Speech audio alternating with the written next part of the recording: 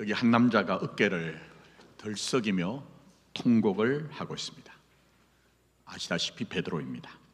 이렇게 베드로가 통곡하는 것은 이사야 53장의 예언대로 스승 예수가 도살당할 어린 양처럼 끌려온 폭력적 현실 앞에서 정신없이 예수를 부인하다 닭 울음소리를 듣고 마치 뜨거운 주전자나 그릇을 이제 만졌다가 화들짝 놀란 것처럼 정신이 번쩍 들어서 그때서야 폭력적 현실에 끌려가 한순간 무너진 자기 자신의 회한과 자책 등등을 쏟아넣는 독백으로 보여집니다. 독백으로.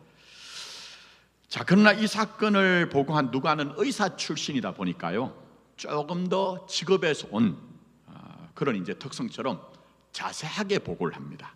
자, 누가복음 22장에 보면 두 번째 부인에 대해서 조금 후라고 얘기를 하고요, 세 번째 부인에 대해서는 1시간쯤 있다가 이렇게 얘기를 해서 휙휙 지나간 시간이 아니라 시간의 경과 속에서 일어난 일이다, 이렇게 보고를 합니다. 자, 그러나 이런 시간의 경과가 뭘 얘기합니까? 베드로가 지금 직면한 공포와 두려움이 얼마나 크냐 하는 것을 반증하는 겁니다. 물론 이런 내용을 갖고 베드로가 너무 나약한 믿음을 가졌기 때문에 잘못했다, 실패했다, 정죄하는 것으로만 말씀을 보시면 안 됩니다. 베드로의 현실 속에 여러분 자신을 대입보셔야 됩니다. 그럴 때 말씀이 말씀됩니다. 자, 오히려 예수님이 끌려간 것 같은 폭력적 현실을 만나면 누구나 다 당황스럽습니다. 그렇지 않겠습니까? 한번 생각해 보십시오. 또 그 속에서 나를 지키기 위해서라도 내가 가진 믿음을 부인할 뿐만 아니라 나 자신 자체를 부정해야 될 것 같은 굉장한 심각성이 있는 것이 폭력적 현실이 있는 우리의 삶의 현실이라는 겁니다. 그러나 신앙은 그조차 견디는 겁니다. 그조차 인내하는 겁니다. 그리고 딛고 일어서는 것이 신앙의 위대함이다. 이걸 성경은 우리에게 그려주고 있습니다. 자, 이 내용을 베드로를 통해 성경은 증언을 하는데요, 무엇보다 베드로가 예수님 부인한 것은요, 얼마나 심각한 문제였던지 마태, 마가, 누가, 요한 네 분의 복음서 저자들이 다 기록합니다. 왜 그럴까요? 요즘식으로 얘기하면요, 초기 교회 최대 스캔들이었다는 겁니다. 스캔들. 그러나 베드로의 실패가 결론으로 끝나지 않습니다. 전후의 베드로의 행적을 포함해서 보면 이 베드로를 통해서 예수님이 우리를 향한 마음이 뭔가, 예수님이 우리를 향해서 어떻게 일하시는가 하는 복음의 내용을 담고 있습니다. 그거는 로마서식으로 얘기하면 합력하여 어떻게 하시죠? 선을 이루시죠. 합력해서 선을 이룬다는 것처럼 베드로의 실패와 실수와 좌절조차 사용하여 하나님은 베드로를 대단한 자리로 끌고 가신다는 것을 우리에게 증언하고 있는 겁니다. 자, 그 내용이 뭐냐? 성경에서 구원과 영생은요, 내가 가진 절대가 깨지고 진정한 절대를 만나는 거예요. 내 편에서 정말 절대라고 생각하는 것들이 절대가 아니라 상대적인 절대일 뿐이란 것을 만나게 하소서. 진정한 절대가 되는 예수님을 영접하고 예수님께 승복하고 예수님과 함께 살도록 하는 것이 바로 예수님의 일하심이란 겁니다. 자, 그래 오늘 설교 결론, 기억할 메인 아이디어는 내 편의 절대가 깨질 때 진정한 절대를 만나도록 일하시는 예수님을 믿고 의지하며 이 진리 내용으로 여러분 보십시오. 다른 세상의 조건이 아닙니다. 이유가 아닙니다. 이 진리 내용으로만 여러분이 여러분을 이해할 때 온전한 삶을 살 수가 있습니다. 자, 이렇게 제가 정리를 해드려도 알 것도 같고 모를 것도 같고 그러시죠? 그러나 여러분이 예배당에 왔다가 이제 예배 출석했다는 의무감만 가지고 그냥 가시면 안 되니까 일단 마음을 열고 한번 잘 따라와 보시면 좋겠습니다. 예수님의 여러분을 향한 마음과 일하심이 내가 만든 절대가 깨져 진정한 절대를 만나도록 한다, 이렇게 말씀드렸습니다. 자, 그런데 말씀드린 대로 베드로의 행적 전체를 보면 이게 확실하게 드러납니다. 자, 이 사건 앞으로 베드로를 쉽게 이해하면요, 자기 세계가 아주 분명한 사람입니다. 자기 세계가 아주 분명하고 자신감이 보통이 아닌 사람입니다. 자, 이걸 다 짚을 수는 없고요, 한 예로 베드로는 예수님을 그리스도라고 고백합니다. 근데 베드로가 예수님을 그리스도라고 고백한 장소가 어디냐 아시죠? 마태와 마가는 어디라고 얘기합니까? 가이사라 빌립보 이렇게 얘기합니다. 제가 자꾸 해석을 해드리잖아요. 이게 어떤 의미인지를 모르면 복음이 어떤 어마어마한 담대함을 담고 있는지 모르니까. 그래서 가이사라 빌립보는 제가 기회가 있을 때마다 말씀드렸어요. 간단하게 짚으면 이 가이사라 빌립보라는 도시는 당시 온 세상을 호령했던 로마 황제 가이사의 칭호를 준 도시라고 얘기했습니다. 그런데 로마 황제 가이사의 명예를 줄 때는요, 그냥 주는 것이 아닙니다. 가이사의 명예에 어울리는 그 위엄과 대단함과 명예가 있어야 그 도시에 가이사라는 이름을 줍니다. 자, 그리고 가이사에 빌립보가 붙었습니다. 이 빌립보라는 이름은 당시에 분봉왕 헤롯 빌립이 이 도시를 갈릴리의 수도로, 주도로 삼고는 가이사의 이름에다가 자기 이름 빌립보를 붙인 겁니다. 자, 그러면 이 이름에서 우리가 이해할 수 있는 게 뭡니까? 당시 유대는 로마의 식민지였습니다. 그 식민지 통치를 대행하던 자가 누구냐? 헤롯 빌립입니다. 그런 정치적인 입지를 우리가 이해할 뿐만 아니라 가이사라 빌립보에는 우상의 도시였습니다. 사람들이 성공을 꿈꾸고 행복을 꿈꾸는 건 당연한 거예요. 근데 그 성공과 행복을 보장해주는 신이 당시에는 뭐였나 하면 판신이라는 신이었습니다. 우리는 이해가 되지 않지만 전에 영상을 보여드렸어요. 위에는 염소의 모습, 뭐 아래는 이제 사람의 모습, 뭐 이렇게 해가지고 들어가서 당시의 가이사는요, 그냥 인간이 아닙니다. 신적 존재입니다. 그러니 이 가이사라 빌립보에서는 그 팍스 로마나라고 하는 힘을 갖고 권세를 갖고 세상의 평화를, 안정을 유지하던 이 가이사를 섬기던 신전도 있던 그런 우상의 도시였습니다. 근데 그런 도시에서 예수님께서는 인자가 누구를 하느냐, 이 사람의 아들이란 말인데 이 말은 간단한 얘기가 아니고요, 다니엘서로 보면 메시아라는 얘기입니다. 인자를 누구라 하느냐 묻고 너희는 나를 누구라 하느냐 묻죠. 근데 여기에 대해서 베드로가 뭐라고 합니까? 주는 그리스도시요 살아계신 하나님의 아들입니다 하는 얘기는 예수님이 메시아라는 얘기입니다. 근데 현실은 지금 당대에 세상의 모든 권세는 가이사가 쥐고 있고 그 가이사의 권세를 위임받아 통치하던 헤롯 집안이 그렇게 이 도시를 지배를 하고 있어요. 그리고 성공과 행복을 보장해주는 판신, 가이사가 신이 되어서 호령하던 그런 도시에서 주는 그리스도시요 살아계신 하나님의 아들이라는 얘기는 도발적 얘기입니다. 세상에 아무리 힘센 권세가 있어도, 존재가 있어도 그것은 우리의 인생의 주인이 될 수가 없다는 거예요. 그게 기독교 신앙의 내용 아닙니까? 잘 한번 생각해 보세요, 여러분. 우리 살아가는 시절에도 이 세상에서도 얼마나 힘센 놈들이 많습니까? 권세 있는 존재가 많습니까? 그러나 여러분은 분명하게 세상에 살지만 세상에 뭐라고 합니까? 속한 자가 아니라는 것이죠. 그 자존심, 그 영광, 명예, 그게 우리의 신앙의 내용인 겁니다. 그게 바로 주는 그리스도시요 살아계신 하나님의 아들입니다 하는 정언입니다. 그래서 이 대단한 어마어마한 신앙 고백을 한 베드로에게 예수님께서는 바요나, 요나의 아들 시몬아, 내가 복이 있도다. 이를 내게 알게 하니는 혈육이 아니요 하늘에 계신 아버지라고 하시면서 어마어마한 축복을 하십니다. 가슴이 뛰었겠죠, 베드로는. 근데 정작 예수님은 찬물을 쫙 기얹듯 자기 자신의 죽음을 예고하십니다. 그런 예수님에 대해서 베드로는 가만히 있지 못합니다. 우리 가진 성경은 완곡하게 번역을 했지만 원문을 더 이제 직역하다시피 한 세번역 성경에는 이렇게 베드로의 반응을 보고합니다. 한번 들어보십시오. 베드로가 예수를 따로 붙들고 주님 안 됩니다. 절대로 이런 일이 주님께 일어나서는 안 됩니다. 말을 하면서 예수께 대들었대요. 그럼 예수님께 대들 수 있겠습니까? 베드로가 예수님께 대들었대요. 예수님을 강박하는 모습이죠. 왜 예수님이 하나님의 아들이고 메시아라고 얘기하면서 돌변하여 왜 예수님을 강박하느냐 하는 거예요. 왜 그렇습니까, 여러분? 강한 확신 속에는 공든탑이 뭐라고 하죠? 무너지려는 내가 원하는 절대가 있기 때문에 그렇습니다. 이 베드로에게는 분명히 공든탑은 예수님이었거든요. 예수님 만난 후로 너희가 나를 따르러 갈 때 가족도 뒤로 하고 배도 버려두고 예수님을 따랐어요. 지난 세월 무지무지하게 고생을 했어요.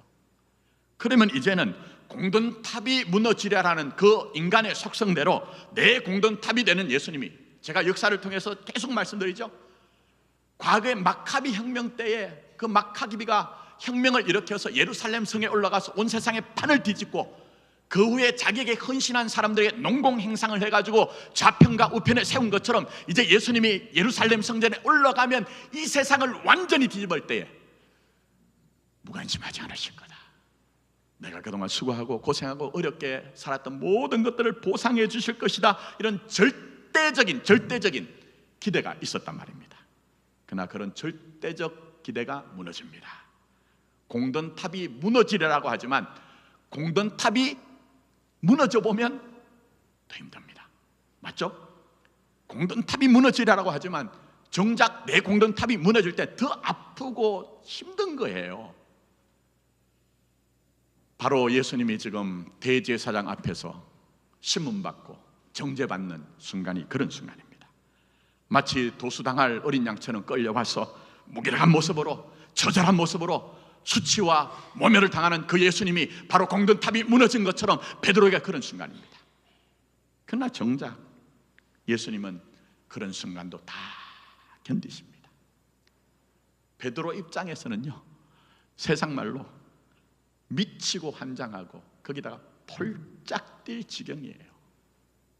그러나 그렇게 하지 못하는 것은 그렇게 했다가 죽을 수 있기 때문에, 두렵기 때문에 말 못하고 그저 예수님을 나는 모른다고 부인하는데, 그런 모든 것조차도 예수님은 견뎌내시면서 이 과정조차도 사용하여 베드로가 가진 상대적 절대를 깨뜨리시고 그 깨어진 자리에 절대, 진짜 절대, 성경이 세계하는 구원과 영생과 하나님의 나라가 관한 진짜 절대 자리로 베드로를 끌고 가십니다. 이게 복입니다. 성경이 얘기하는.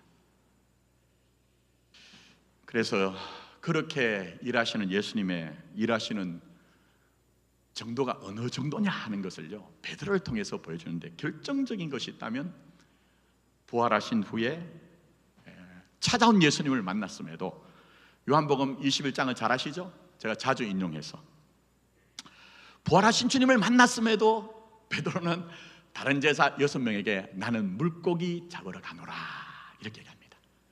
나는 물고기 잡으러 가노라. 이 무슨 얘기입니까, 여러분? 그 안에 진심은, 내가 분명히 예수님을, 부활하신 예수님 만났지만 십자가 사건은 내 인생의 전부가 붕괴되는 고통이었어요. 아픔이었어요. 오늘 우리로 얘기하면 심각한 트라우마예요. 아니, 그때 그런 일을 겪어보니까 아무리 예수님이 부활하셔서 내게 오셔서 평안하라, 평안하뇨 이렇게 말씀하시지만 평안은 어디 가고 늘 아슬아슬한 거예요. 그러니 나는 이제 예수님 외면하고 옛날로 돌아가서 살겠다, 이 얘기가 바로 나는 물고기 잡으러 가노라 하면서 실제로 예수님 외면하는 자리로 갑니다. 그러나 예수님은 그런 베드로를 외면하지 않고 포기하지 않고 찾아오셔서 내가 나를 사랑하느냐, 내가 나를 사랑하느냐 질문하십니다. 여기에 대해서 베드로가 뭐라고 합니까? 내가 주를 사랑한 줄 뭐라고 합니까? 주께서 아십니다. 묘하죠? 사랑은 내 안에 있는데, 내가 느껴야 되고 내가 결심해야 되는데, 내가 주를 사랑한 줄 주께서 아십니다.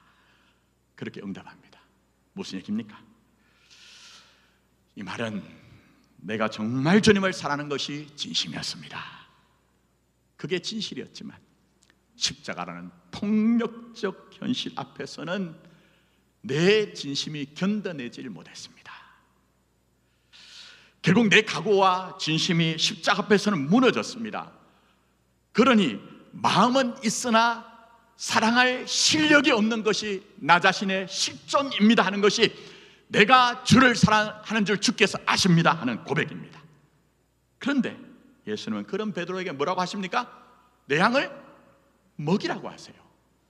묘하죠? 이 말씀은 무슨 얘기냐면 네가 너의 어떠함으로 나를 상대하겠다는 그 상대적 절대, 그걸 너는 절대적이라고 생각했지?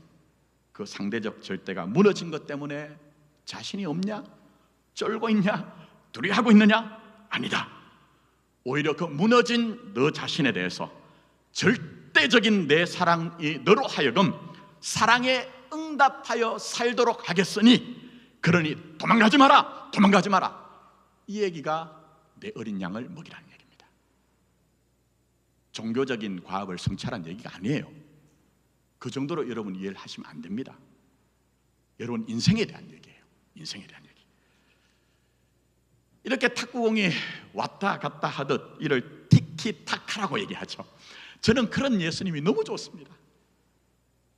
내 진심과 각오만을 확인하는 것이 아니고요, 내가 베드로처럼 정말 내 절대가 무너지는 자리에 뚫고 들어와서라도 상대하여 결국은 우리의 신앙이 설득당하여 이해를 당하여 우리 인생이 어디에 있느냐 하는 것을 이해시키고 믿게 하시는 그 예수님이 너무 좋습니다.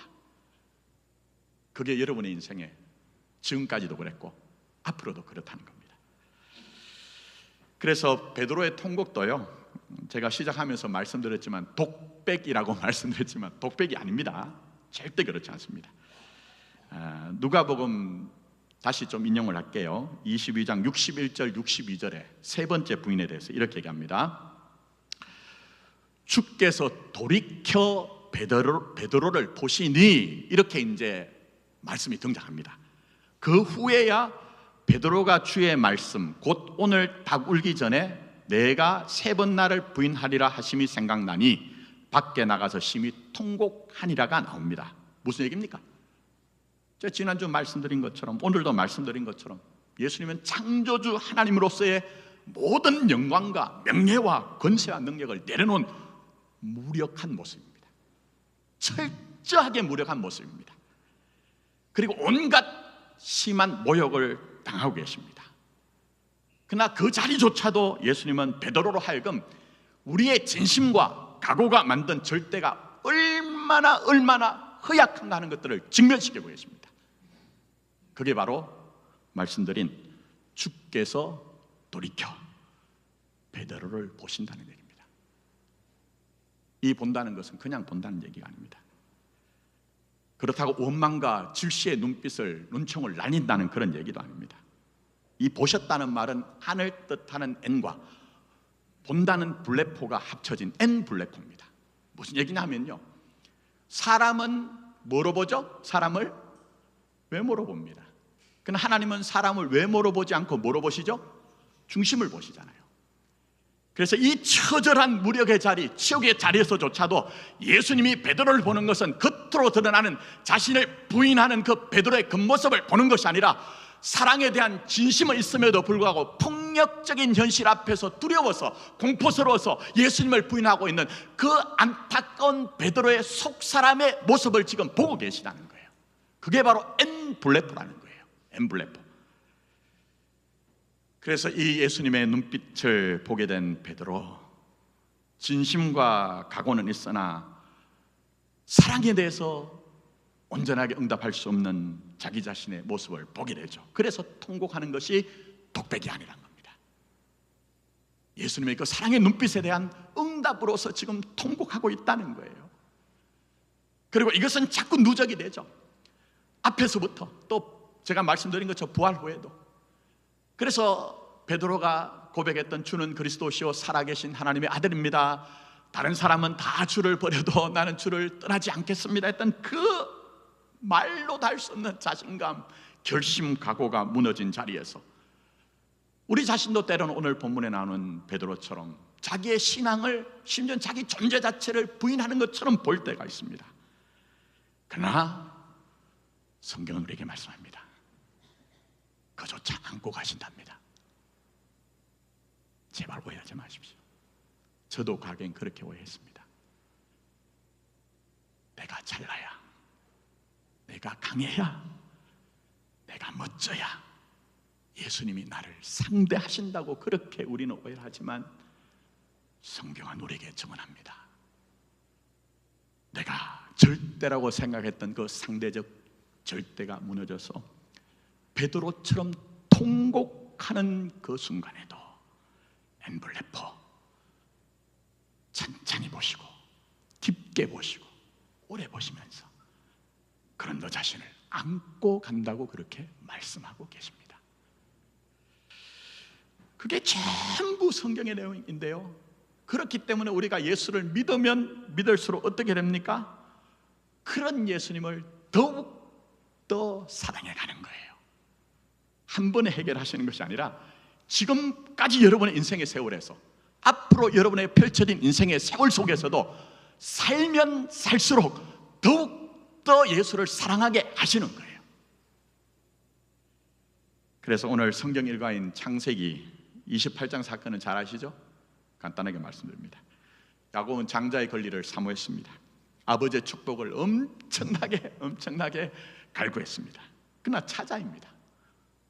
포기가 안 되는 것은 자신이 몇 년 뒤에 태어난 동생이면 그래도 쉽게 포기를 하겠는데 한날 한시에 태어난 쌍둥이에요.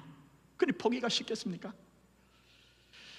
마침 에서가 들에 나갔다가 줄임배로 돌아왔을 때 정신 나간 그 틈을 타서 자신이 쏜 죽으로 에서를 미혹하죠. 속이죠. 그래서 장자권을 탈취합니다. 그리고 아버지 야곱을 속이고 축복을 가로챘습니다. 그러면 이제는 그야말로 탄탄대로 비단길이 열릴 것을 기대했을 것입니다. 그러나 자기가 절대적으로 생각했던 장자권 때문에 오히려 전혀 다른 형국이 이제 펼쳐집니다. 그래서 여러분 아신 것처럼 분노로 이 형 에서가 동생을 죽이려고 하잖아요. 그래서 도망갑니다. 자, 창세기 28장에 이렇게 보고합니다. 야곱이 브엘세바에서 떠나 하란을 향하여 가더니, 이렇게 간단하게 설명하는데 그저 옆 동네로 나들이 갔다고 생각하시면 안 됩니다.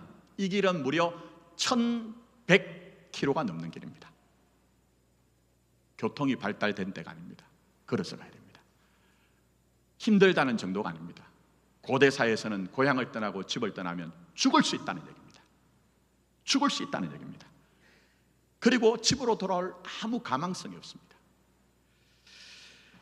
그러니 이런 야곱이 걸어갔던 길은 얼마나 고단하고 지쳤을까요? 왜요? 그게 절대적이니까. 그게 변경될 수 없는 절대적인 사실이니까. 그래서 고단하고 지친 마음으로 걸어가던 길에서 한 곳에서 이제 잠을 자려고 돌베개를 베고 불편하게 눕습니다. 근데 그때 하나님이 꿈을 통해서 현몽하여 말씀하시죠. 한 곳에서 누웠더니 사닥다리가 땅에서 위에 땅에서 하늘까지 서 있는데 그 꼭대기가 하늘에 닿았을 뿐만 아니라 그곳에 하나님의 사자들이 오르락내리락 해요. 그리고 그 꼭대기를 보니 하나님이 서 계신데 말씀하십니다. 하나님은 말씀하시는 하나님이에요. 하나님 말씀하시는 하나님이에요. 우리를 인격적으로 대하시기 때문에 오늘도 말씀하시는 하나님이에요. 그래서 도무지 자기가 처한 이 절대란 환경 속에서 고립감과 처절한 그 삶의 위기 속에서 아무것도 할 수 없다고 느끼는 그 야곱에게 말씀하시죠. 나는 여호와니 너의 조부 아브라함의 하나님이요 이삭의 하나님이라고 말씀하시면서 너 집으로 반드시 돌아오게 하겠다. 너 집으로 반드시 돌아오게 하겠다고 말씀합니다. 생각할 수 없는 말씀을 하십니다. 그러자 야곱은 창세기 26장 16절에 28장 16절에 이렇게 얘기합니다. 여호와께서 뭐라고 하죠? 과연 여기 계시거늘 내가 알지 못했다는 거예요. 무슨 얘기입니까 여러분?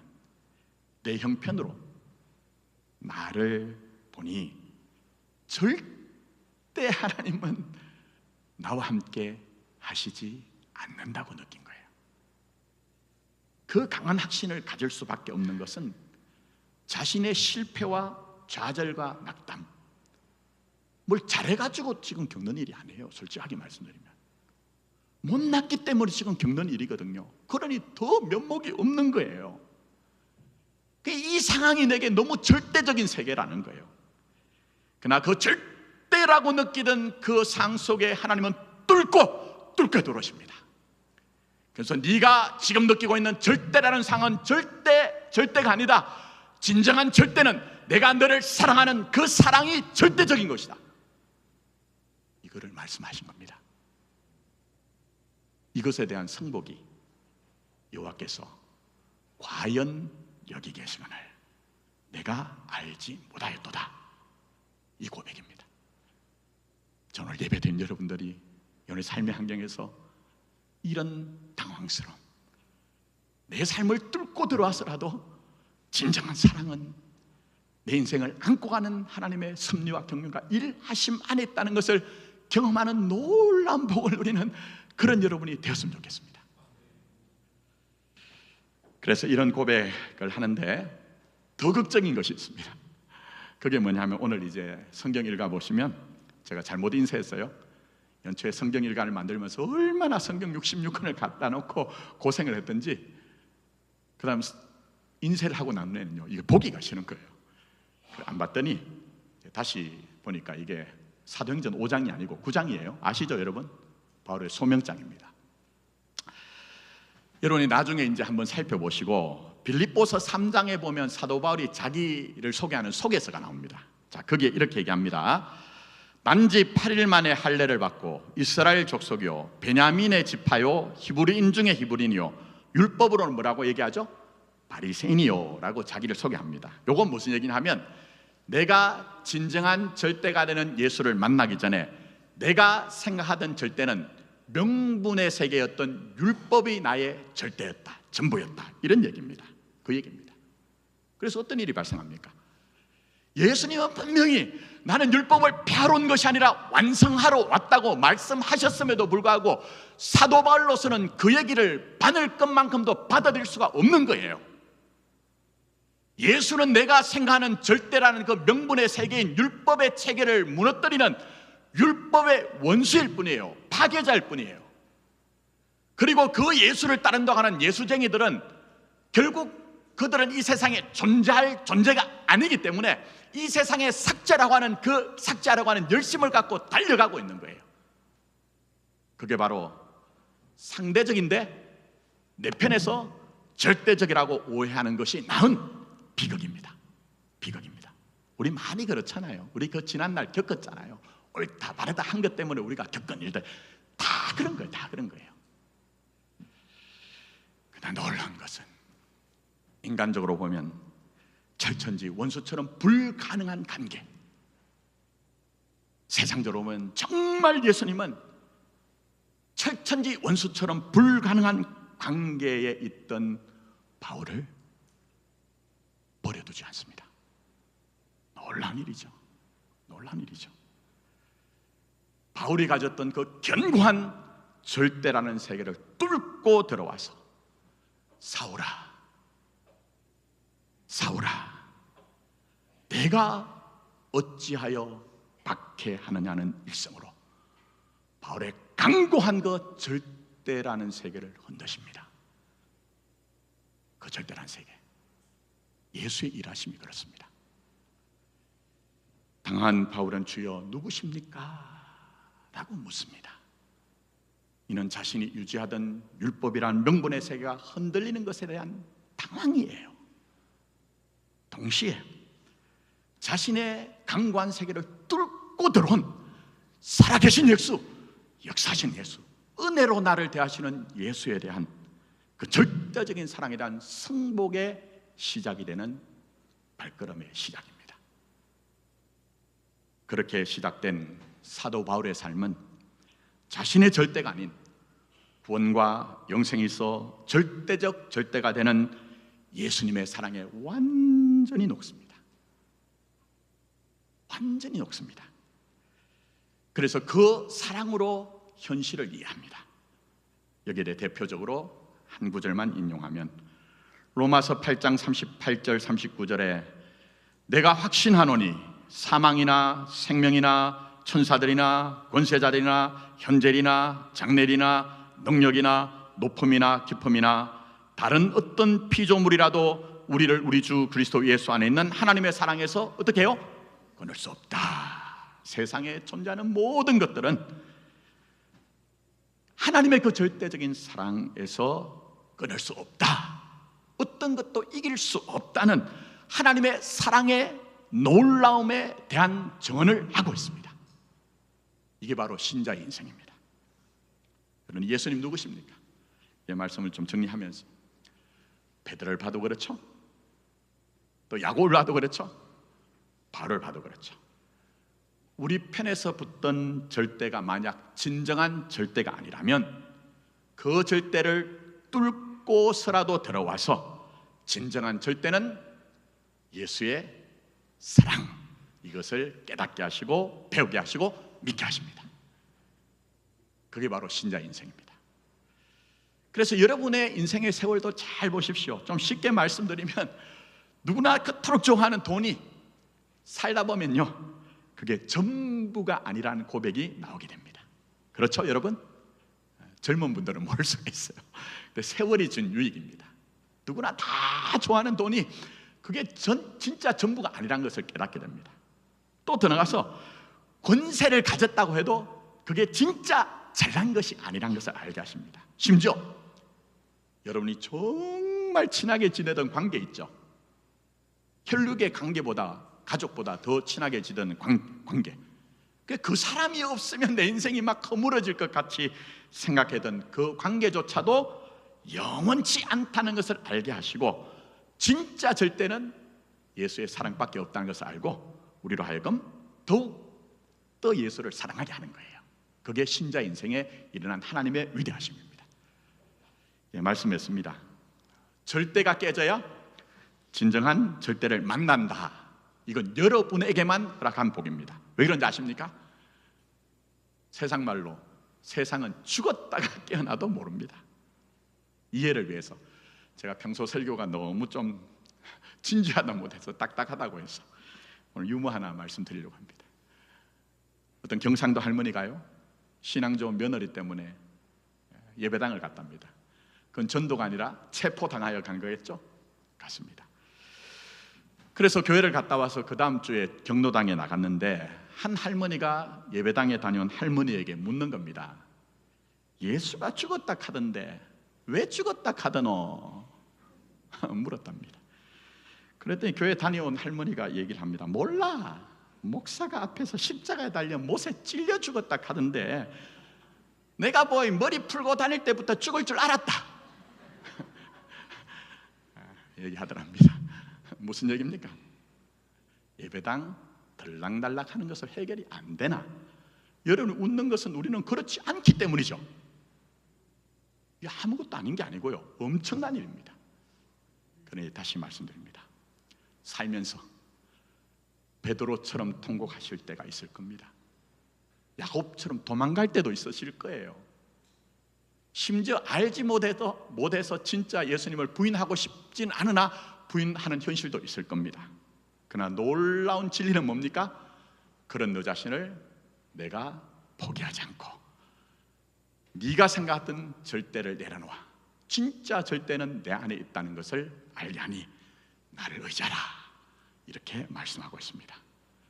세상 사람들이 만약 베드로처럼 통곡하고 야곱처럼 도망가고 베드로처럼 알지 못해서 악한 일을 한다고 하면요, 그거 뭐라고 하냐면요, 세상 말로는 재수가 없다? 뭐라고요? 팔자가 사납다고 이해합니다. 그러나 그렇게 이해하지 마시고 절대적인 사랑으로 나를 이끌기 위해 이조차도 붙들어 가시는 예수의 사랑을 이해하고 의지하고 믿음으로 말미암아 여러분 인생 자체가 로마서 8장의 37절에 말씀하신 것처럼 이 모든 일에 우리를 사랑하시는 이로 말미암아 어떻게 된다고요? 넉넉히 이기느니라. 이 복을 확인하고 누리는 여러분 되기를 예수님의 이름으로 축복합니다. 기도하겠습니다.